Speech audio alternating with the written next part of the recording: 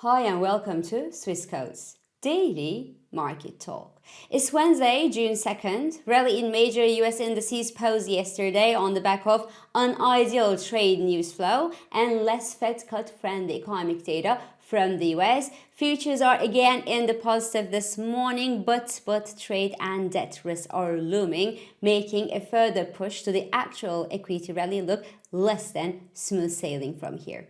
So we will talk about all that and more. But before we do, please keep in mind that opinions are my own and this is not financial advice.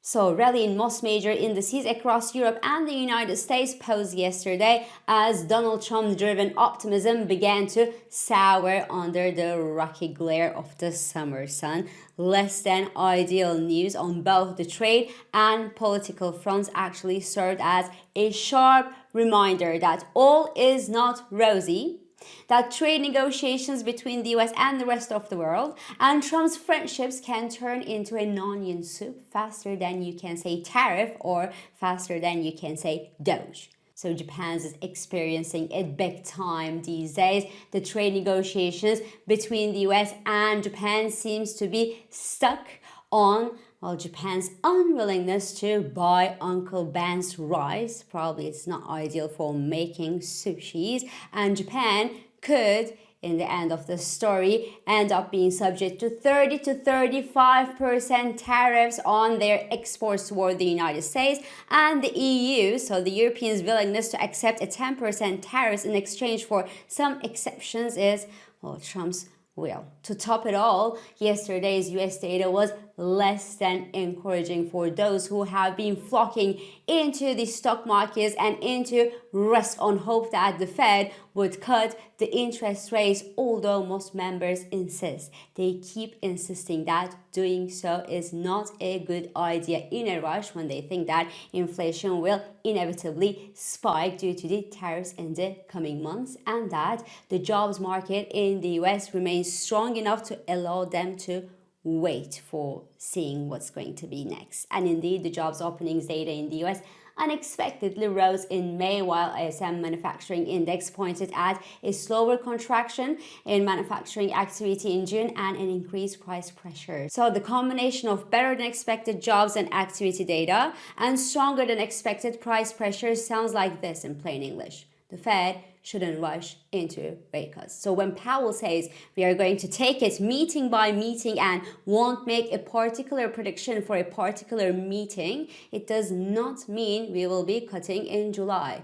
And when he says that the impact of tariffs could be higher or lower on inflation and longer or shorter, it does not mean that they will be lower and shorter. It simply means that they could be both lower and higher, longer or shorter. They do not know. For now, the most reasonable scenario is that we will see inflation start to rise, and this is what the recent data points at. Finally, that message seems to be passing, hardly though, but passing through the throat of some Federal Reserve. Those, the US 2-year yield rebounded yesterday after hitting the 3.70% mark earlier this month, but the probability of a July rate cut from the Fed, which is unlikely to happen, is still near 21% this morning, and the base case expectation is still 2 interest rate cuts from the Fed from now to the end of this year. Hence, that means that there is room for a further hawkish correction in Fed expectations that could eventually bring the July rate cut bets to, eventually none, and the 2 rate cut expectation to 1 as well. That could eventually push yields higher and slow down and maybe reverse the equity rally into the earnings season. Now today, investors are focused on US ADP report. The US is expected to have added nearly 100,000, 99,000 new private jobs in June according to this data. A softer than expected ADP figure today could eventually give support to the Fed, though it shouldn't, while a stronger than expected read, a stronger than expected ADP data would further demoralize the Fed and maybe, but just maybe, accelerate the much needed hawkish readjustment in Fed expectations and the Fed pricing to, well, come somehow closer to the reality of the options that the Fed really has in its hands. And the bigger the gap between the reality and expectations, the bigger the hawkish correction will be. And the bigger the hawkish correction, the sharper the correction in yields and the sharper the sell-off. Now, note that the fact that the US equity valuations have gone higher while the earnings growth expectations have been trending lower is a decent red flag too. While lower expectations, lower earnings growth expectations will be easier to beat next earnings season, and the US dollar weakness will certainly give support to US dollar denominated earnings, the little visibility that we have today into this earnings season due to the trade uncertainties and the possibility that the trade chaos may have already caused deep and deeper issues than you thought across supply chains and production lines in the US for the US companies is being completely ruled out. So that's a risk that is not being priced in correctly. There's another risk that we don't talk anymore, and that's the US debt risk. Trump's beautiful tax bill just passed the Senate yesterday with one vote and is headed for a House vote today. Well, it will cost the US economy about $3 trillion in money that will be financed on the back of the bottom 20% losing major benefits like Medicaid, for example. But hey, I mean, if you are among the top 20% in the US, you will earn nearly $6,000 more per year thanks to this beautiful bill. Anyway, well, that's a political matter and hence is beyond my scope. The US debt issues are looming and the risk of another sell-off in US longer maturity papers hasn't disappeared. It is still there and it should still be considered accordingly. And the more the risks are being pushed under the rug and the bigger the gap between market valuations and fair values, the bigger the size of a potential downside correction in risky assets. And even if traders know that the markets eventually rebound after a sell-off, no matter how violent it is, if a sell-off is sufficiently big, well, margin calls enter the game, and the margin calls wouldn't let some investors hold on to their positions and could end in actual realized losses. So the risk of a sell-off remains a real risk and it should be considered.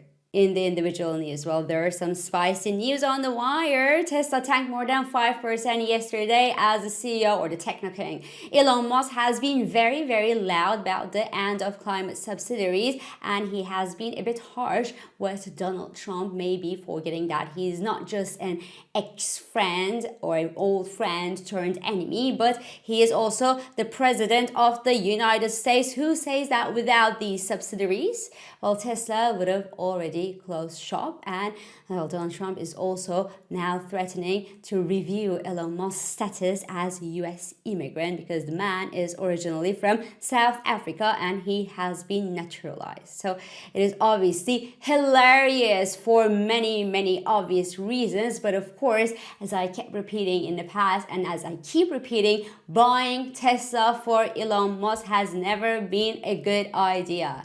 And Elon Musk's souring relations with the White House and Donald Trump today could also hit the company's robo-taxi hopes, as the latter is all about the flexibility and the friendliness of the regulations, and while regulation would be less friendly to Elon Musk and his company if he and Donald Trump go into a deeper fight. It is obviously unbelievable that things are happening at such a personal level in a country like the United States, but it is happening and you have to be aware of it. So I think that Tesla has more to suffer from the actual levels, not because Elon Musk grandly harmed the brand value and is losing blood, but also because others, including and especially the Chinese rivals, are there to amass the angry Tesla exiters. BYD in this context posted its best month of car sales this year, with sales volume surpassing the 2 million vehicles mark in the first half of this year. BYD's share price is just below its 100-day moving average and the PE ratio stands at 21. So the company remains an interesting addition to a globally diversified equity portfolio if you are looking for alternatives to Tesla. So this is all for today. I'm İpek Özkardeşkaya and thank you for joining me and thank you for all your beautiful and supportive comments.